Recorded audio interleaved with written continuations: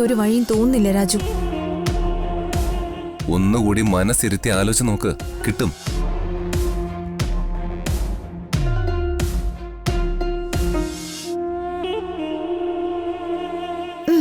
Yes, എനിക്കൊരു idea തോന്നുന്നുണ്ട്.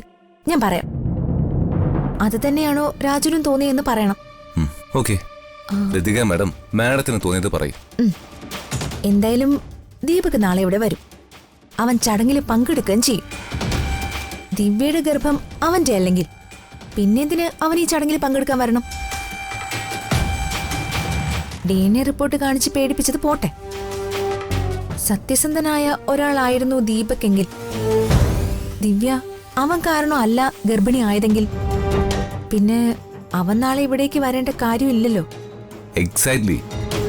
അപ്പോ ദീപക് നാളെ വന്ന് ചടങ്ങിൽ പങ്കെടുത്ത് കഴിഞ്ഞ ആ വാർത്ത നമ്മൾ പബ്ലിക് ആക്കാൻ പോകുന്നു. അവൻ നാളെ വരുന്നതും ഭർത്താവിന്റെ സ്ഥാനത്ത് നിന്ന് ദിവ്യയ്ക്ക് വേണ്ട കാര്യങ്ങൾ ചെയ്യുന്നതും നമ്മൾ വീഡിയോ എടുക്കും. ആ വീഡിയോ സോഷ്യൽ മീഡിയ വഴി പ്രചരിപ്പിക്കും. അതെ, ഒരുപാട് വീഡിയോ എടുത്ത് എന്നെ കൊടുക്കാൻ നോക്കിയവനവൻ. അവൻ അതേ നാണയത്തിൽ തന്നെ തിരിച്ചൊരു പണി. അവൻ തീരെ പ്രതീക്ഷിക്കില്ല. നമ്മൾ ചിന്തിക്കുന്ന പോലെ എല്ലാം നടന്ന DNA റിപ്പോർട്ട് ഇല്ലാതെ തന്നെ ദീപക്കാണ് ദിവ്യയുടെ കുഞ്ഞിന്റെ അച്ഛനെന്ന് നമുക്ക് തെളിയിക്കാം. അതെ,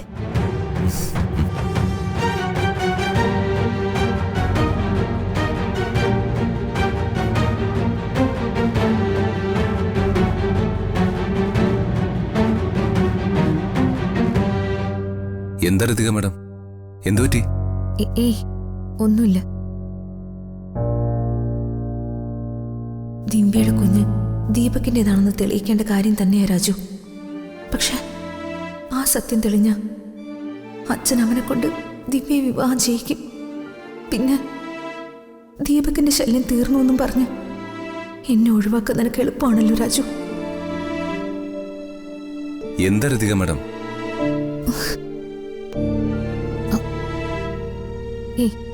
ഒന്നുമില്ല രാജു. ഞാൻ നമ്മുടെ ജീവിതത്തെക്കുറിച്ച് ആലോചിക്കായിരുന്നു. നമ്മുടെ ജീവിതത്തെക്കുറിച്ച് ഇത്ര ആലോചിക്കാൻ എന്തിരിക്കുന്നു? അതെ, അതും ശരിയാ. എനിക്ക് നല്ല ഉറക്കക്ഷീണമുണ്ട്. എനിക്ക് രാജു പോയി കിടന്നോ? അല്ല, രതിക മാഡം എന്തിനാ ഇവിടെ തനിച്ച് നിൽക്കുന്നത്?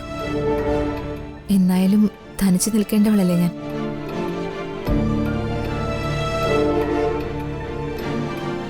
ഇപ്പോഴേ തനിച്ച് നിന്ന് ശീലിക്കുന്നതിൽ തെറ്റില്ലല്ലോ. മാഡം എന്തിനാ ഇപ്പൊ ഇങ്ങനെയൊക്കെ പറയുന്ന? അത് പറഞ്ഞ രാജുവിന് മനസ്സിലാവില്ല. രാജു പോയി കിടന്നുറങ്ങും. ശരി മാഡം.